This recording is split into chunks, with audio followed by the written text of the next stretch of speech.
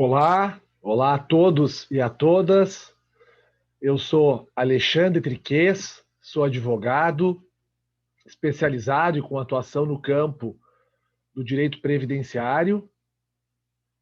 Estou incumbido aqui de trazer um tema ao Congresso sobre a problemática social envolvendo o INSS, o Instituto Nacional do Seguro Social, o nosso órgão, a nossa autarquia brasileira que executa as políticas de previdência social no país.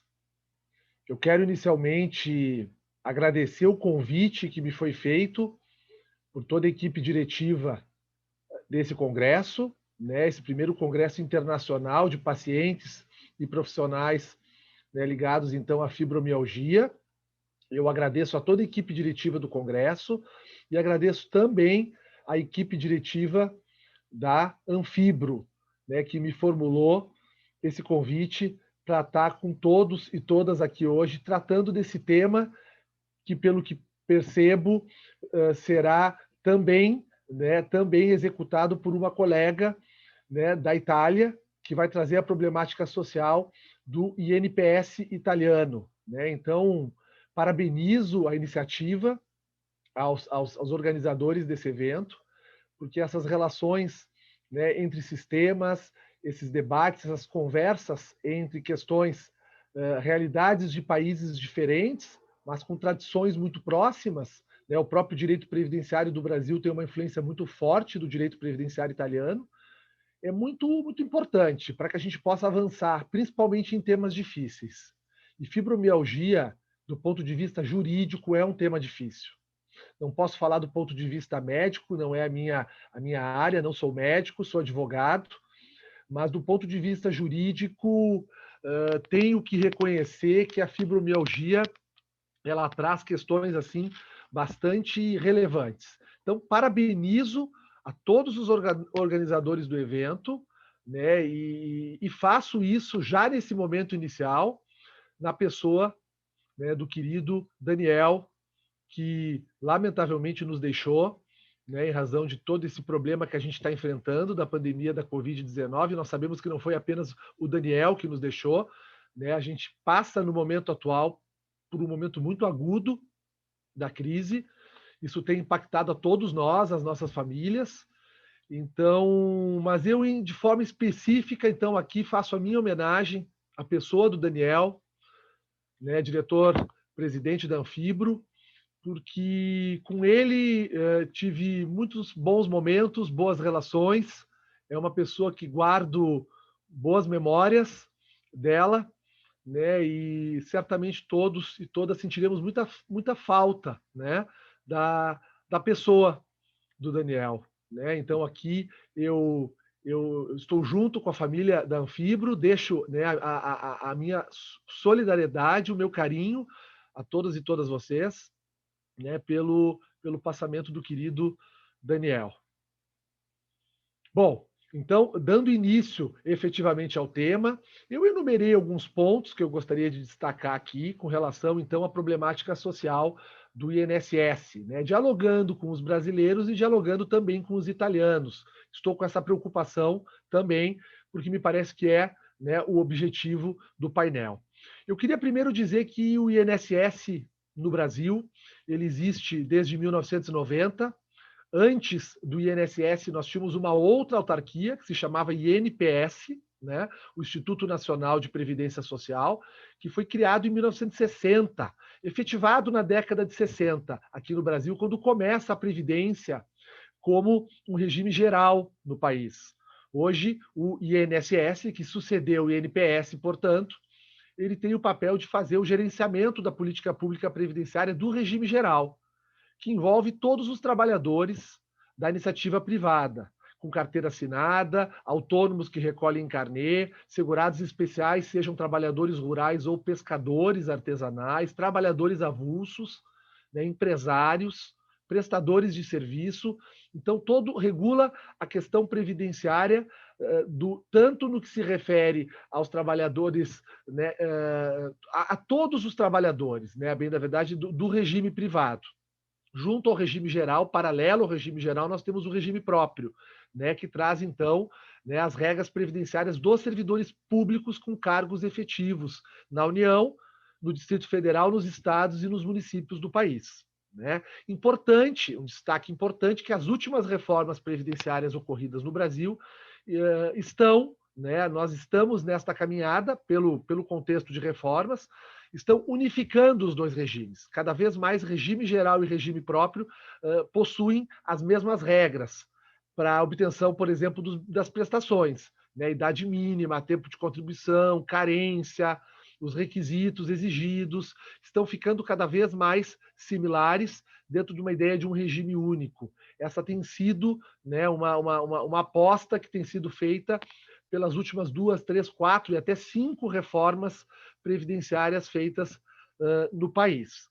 Bom, não preciso dizer que o INSS, por ser o operador da política previdenciária no Brasil, opera muito, né, as prestações previdenciárias, né, a parte do custeio, né, não lhe incumbe mais, desde a criação do aumento das atribuições da Receita Federal, né, que passa a ser a Receita Federal do Brasil. Então, o INSS cuida naquilo que ele é devedor, né? Quando o credor, que é o cidadão interessado, tem o direito a alguma prestação. Então, operacionaliza a parte do benefício. Né? Isso é bem importante. Não preciso dizer, como referi agora há pouco, que essa é uma demanda enorme pelo tamanho do país. Né? O Brasil, com mais de 200 milhões de pessoas, nós temos aí, tranquilamente, muito próximo disso, de pessoas, né, vinculadas ao Cadastro Nacional de Informações Sociais, que está ligado ao INSS. Então, o INSS operacionaliza uma política pública universalista, né, que está lá no texto constitucional, junto com a assistência social e o direito à saúde, que também possuem esse viés universalista e compõem os três o direito da Seguridade Social, né, que está previsto no texto constitucional. Bom, com relação específico ao INSS e à fibromialgia, é fundamental, né, referir que a fibromialgia é uma doença que não é fácil de ser comprovada perante o INSS para afastamento do trabalho, né, e obtenção de uma prestação, seja um benefício de incapacidade temporária ou incapacidade permanente. Né? É muito difícil essa comprovação, porque e aqui a gente entra, obviamente, nas questões específicas, né, da própria fibromialgia. Né? O que há de mais difícil aqui, sem dúvida, diz respeito ao próprio diagnóstico da fibromialgia, que nós sabemos que é um diagnóstico por exclusão, né, através de uma série de sintomas, né, como cansaço, fadiga, dores difusas pelo corpo, né, dificuldades cognitivas, inclusive o desenvolvimento de transtornos, né, depressivos, transtornos de ansiedade, distúrbios de sono. Então, o diagnóstico pelo médico, ele não é fácil de ser realizado, e aí, consequentemente, a perícia acaba se tornando um ato extremamente complexo. Né? Por isso que é fundamental que se avalie com muita presteza, né, a possibilidade de se vislumbrar na fibromialgia, né, a avaliação por métodos talvez mais modernos que aqueles utilizados pela perícia mais clássica, né, que avalia pelo critério da doença, né, por uma classificação chamada de classificação internacional de doenças.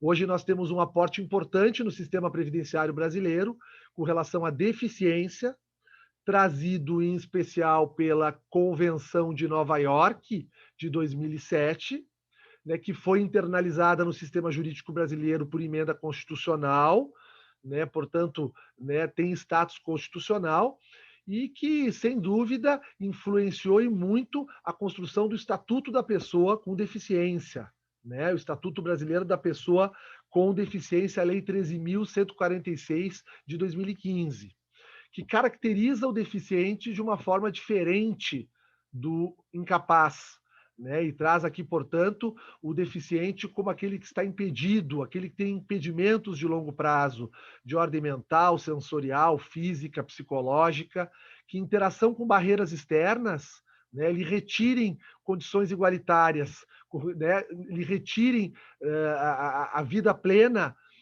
na mesma condição que outras pessoas. Né? E me parece que a fibromialgia tem esse liame muito próximo com o reconhecimento da deficiência. A deficiência hoje no INSS ela já está internalizada para as aposentadorias aos deficientes, tanto por idade quanto por tempo de contribuição ao deficiente, porém, né, no âmbito do benefício por incapacidade temporária e permanente, não. A metodologia não é a metodologia biopsicossocial, que é a metodologia que é aplicada por própria orientação da Convenção de Nova York, por força expressa do Estatuto da Pessoa com Deficiência e pelos próprios instruções internas do próprio INSS. Então, quando envolve a aposentadoria ao deficiente, há sim a realização da perícia biopsicossocial, que, com base na CIF, na Classificação Internacional de Funcionalidades, Incapacidades e Saúde, avalia as funções do corpo, interage com as barreiras externas, avalia as questões gerais com relação, né, à deficiência que a pessoa possui, e, afinal, no método de pontuação, né, informa se existe incapacidade em que grau. Né? No caso do INSS, é utilizado o Índice de Funcionalidade Brasileiro para fins de aposentadoria, né, que permite essa avaliação. É uma das múltiplas formas de se promover, né, a avaliação biopsicossocial. Essa é a forma eleita, então, portanto, pelo INSS. Porém, nos benefícios por incapacidade, isso acaba não acontecendo. E aí se torna muito difícil, num contexto de tantas comorbidades, como dores musculares, difusas, fadiga, os próprios distúrbios de sono, os distúrbios cognitivos, o estresse prolongado. Né? E um outro aspecto que nos mostra que a caracterização da fibromialgia como deficiência e um meio mais adequado de avaliá-la no INSS é importante, é porque as barreiras externas, que são um fator fundamental para a avaliação da deficiência, se encontram muito presentes naquelas pessoas que possuem a fibromialgia, que sofrem constantes julgamentos das outras pessoas em razão da sua dificuldade de manter uma vida normal, né, em razão de todas essas comorbidades que diariamente lhe acometem de forma inesperada e sem nenhuma previsibilidade. Né? A própria dificuldade com os médicos, não raras vezes, eu acho que esse é um debate importante de ser travado, o diagnóstico, não raras vezes, não é feito de forma completa, é muito difícil aos médicos também diagnosticarem, o diagnóstico é por exclusão, gera dificuldade com familiares que passam a encarar muitas vezes a pessoa que tem fibromialgia com estereótipos,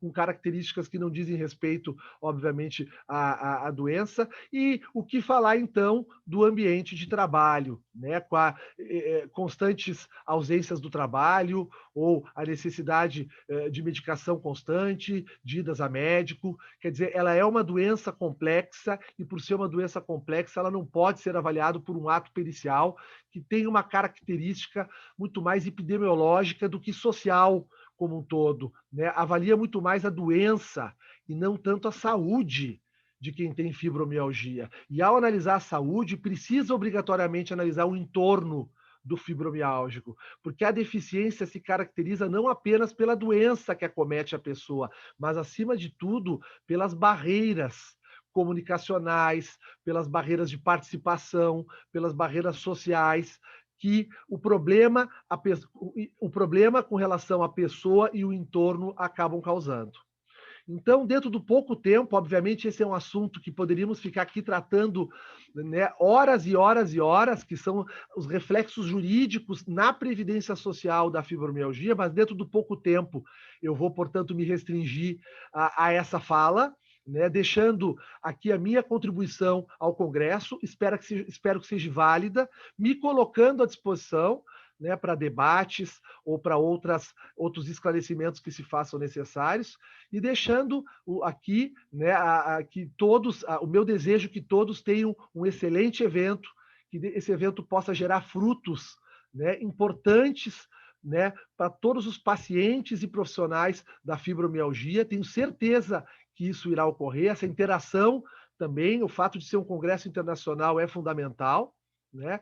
Então, desejo que o evento seja realmente um divisor de águas e que possa proporcionar um avanço né, nas questões que diariamente são, por exemplo, encampadas pela própria Anfibro e por todas as, né, pessoas que possuem o diagnóstico da fibromialgia. Tá? Foi um prazer enorme estar com todos e todas vocês. Novamente renovo o meu agradecimento. Deixo um abraço apertado na minha colega italiana, que vai estar falando sobre o NPS, e espero revê-los e em breve, né, numa outra atividade aqui relacionada, né, ao tema. Forte abraço em todos e todas.